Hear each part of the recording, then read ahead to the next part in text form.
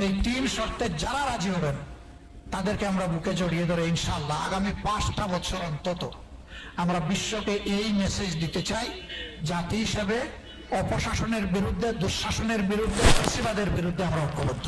আমাদের প্রথম শর্ত, যারা আমাদের সাথে আসবেন তাদেরকে ওয়াদা করতে হবে নিজে দুর্নীতি করবেন না এবং কোন দুর্নীতিবাজকে প্রশ্রয় দেবেন না। এটা নাম্বার 1।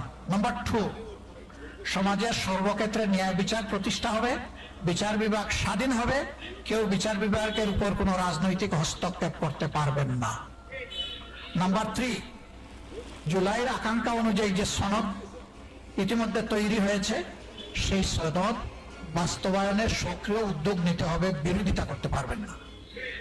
এই তিন শর্তে যারা রাজি হবেন তাদেরকে আমরা বুকে জড়িয়ে ধরে ইনশাআল্লাহ আগামী 5টা বছর অন্তত আমরা বিশ্বকে এই মেসেজ দিতে চাই।